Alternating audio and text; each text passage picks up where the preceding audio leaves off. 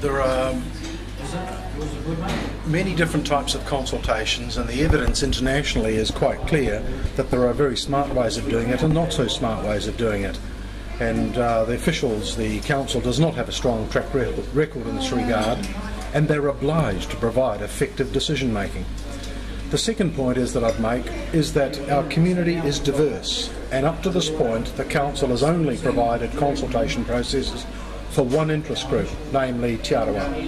And they're a legitimate and a senior stakeholder in the society. Everybody respects that. But on the other hand, there are many other stakeholders in our society up to this point have not been consulted.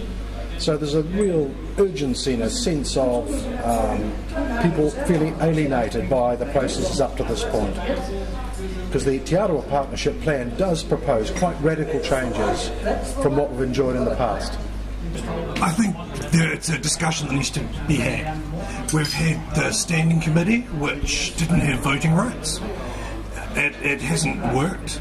We've had many, untold thousands of dollars worth of legal fees and other outcomes due to debates. We've had political divisions. It's become a major political issue last time over different roading projects, things like that. And this division doesn't help the community. I think it is an important discussion. Whether if I was sitting in Te Arawa's consultative seat I would be saying we should jump at this opportunity would be another issue entirely. They're equally as likely to burn their bridges. But I think it's a debate worth having, and I don't see it being necessarily undemocratic to give them extra votes around council. So debate or consultation?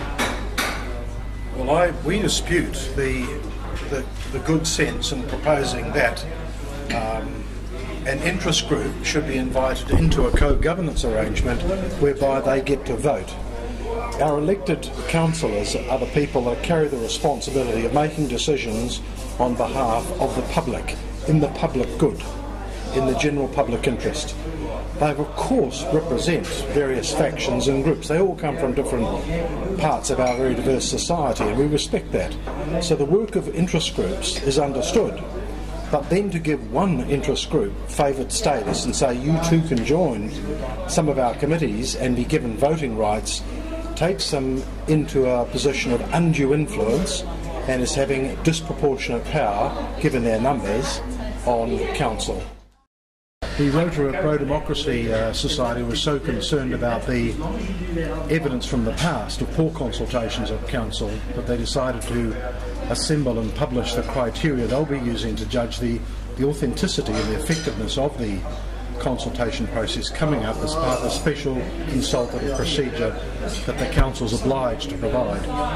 And those criteria were published so that everybody was clear, including the officials that are designing the process, how we'll be judging those procedures. Fraser, do you have a view on a particular topic? It will be very interesting to see what the result of the consultation is, and obviously it's a bit early now to predict what the outcome will be. As with any of these, it will really depend on how engaged the citizenry is in this debate, which is very central to what we are as a democratic society, and that will be really interesting. But I think there's a danger here that we end up with polarised views, and rather than debating the nuances of how we gear up this society, we end up simply one side says yes, one side says no, rather than really having a good, decent debate on the details of the plan.